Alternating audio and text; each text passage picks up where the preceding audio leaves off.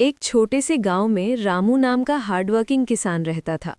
उसके खेत के बीचों बीच एक बड़ा और पुराना आम का पेड़ था। ये पेड़ उसके पिता ने लगाया था, इसलिए रामू के दिल में इसका खास स्थान था। लेकिन कई सालों से इस पेड़ पर एक भी फल नहीं आता था। हर बार गांव वाले कहते, रामू, इस पेड़ को काट दो, अब इससे कुछ नहीं होने वाला। पर रामू हर बार मुस्कुराकर कहता, नहीं, ये मेरे पिता की याद है, इसे काटना गलत होगा। एक दिन किसानों के खेत के पास रहने वाला एक छोटा सा कबूतर रामू की परेशानी समझ गया। वो रोज देखता कि रामू पेड़ के पास बैठकर उदास हो जाता है। कबूतर चूं चूं करता हुआ उसके कंधे पर बैठ गया, जैसे कह रहा हो, चिंता मत कर, कुछ रास्ता जरूर निकलेगा। अगले दिन कबूतर अपने दोस्तों के साथ उड़कर शहर की ओर गया। वहां उसने एक बड़े किसान स्टोर में कुछ लोगों को पेड़ों के लिए खास दवा पर बात करते सुना।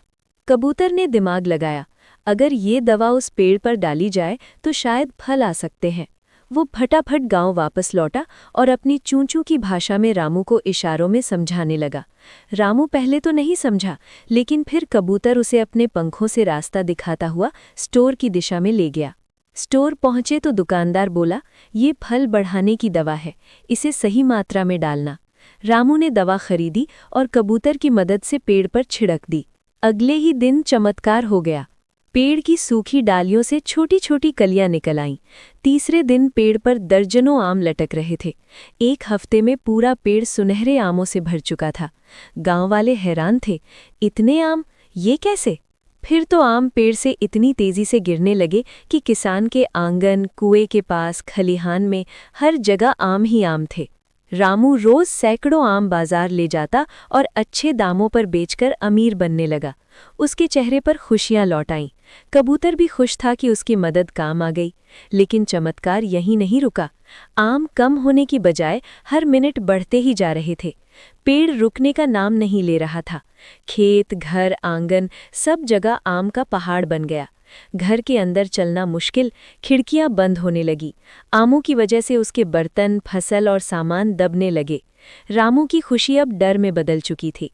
वो परेशान होकर बोला, अगर ऐसे ही चलता रहा तो पूरा गांव डूब जाएगा। अब उसे दुकानदार की चेतावनी याद आई, दवा सही मात्रा में डालना। शायद उसने ज्यादा दवा डाल दी थी।